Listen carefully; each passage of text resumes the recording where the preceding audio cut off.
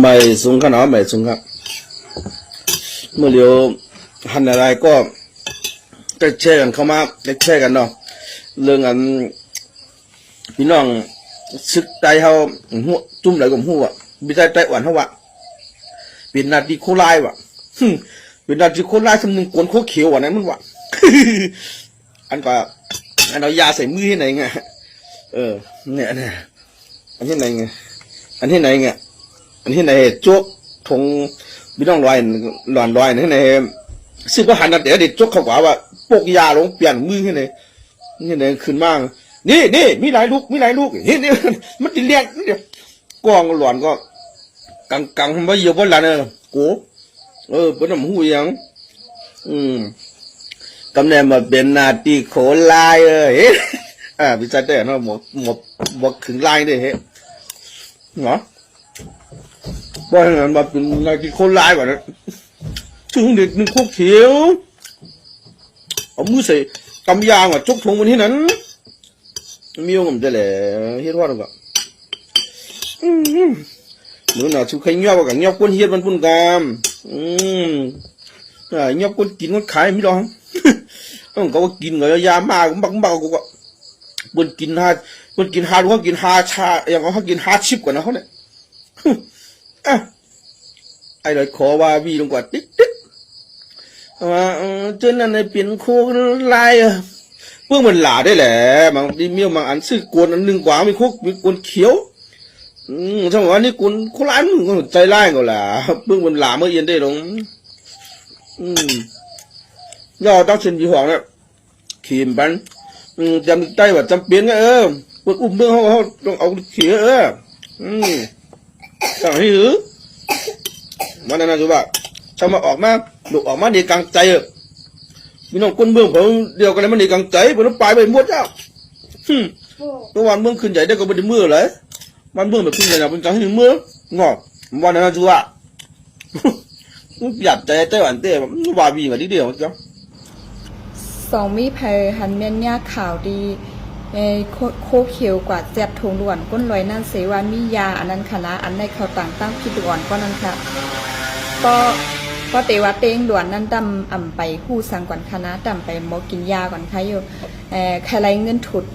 ใครไรการถุดตูนั่นค่ะแหละเนาะเขาใครไรการถุดตูย่าก็เขาดีหาตั้งพิดเปิ้น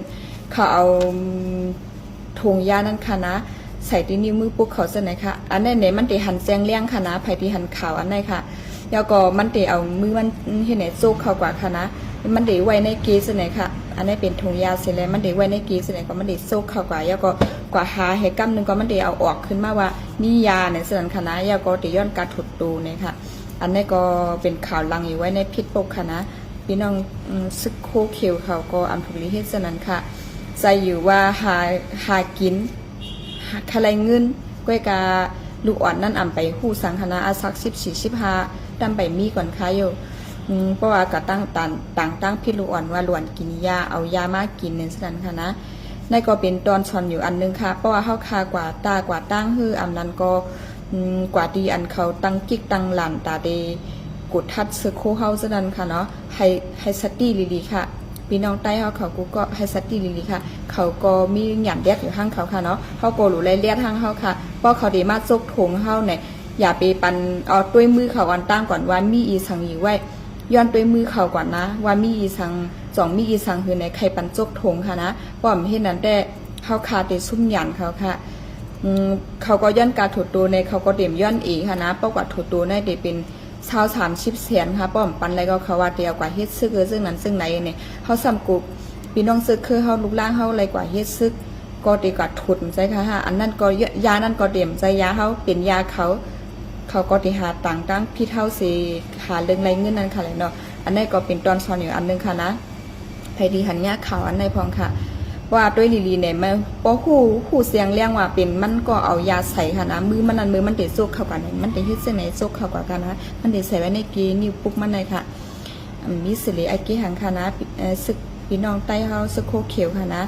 เอาซื้อสิ่งใต้เฮาดูได้ค่ะเป็นก้นซึกเสดก็หลุไรหมอหักพี่น้องก้นเมืองค่ะนะอย่าไปเป้กินพี่น้องก้นเมืองหนาล่ะค่ะก็หันข่าวอันไหนก็ยินมองใจจ้อมนำใส่ อันใจว่าวันนี้กูก็ค่ะนะมันก็ดีกว่ามีเป็นก็เองก่อนค่ะโคเขียวก็อันใจว่าดีใจให้ใส่มึกเรื่องกูก็ค่ะมันก็ใจลีมันก็ใจให้บางก็อ่ำลือไล่ไผ่เนื้อก็ได้ไล่ลงมือเหตุการณ์นะคะเนาะก้วยกาได้เฮ็ดสังก็ให้วนถึงนาลูกนาหลานวนถึงพี่น้องคนเมืองเขาได้ตุกหยับกาหือเขาได้ไล่หยับกาหือป้อเขาเฮ็ดเส้นนั้นเส้นไหนป้อเขาเฮ็ดกว่าเส้นนั้นเส้นไหนเงิน1 วัน 1 เป้ก็กว่าจะไล่มากกว่าง่ายค่ะนะเดี๋ยวเฮ็ดนั้นสิทำกว่าย้อนเงินกาถุดตัวเปิ้นโหชาวโหชิปมันก็ได้หยับกินใจได้ค่าเงินมื้อเหลียวเนี่ยมันก็หายหยับค่ะนะ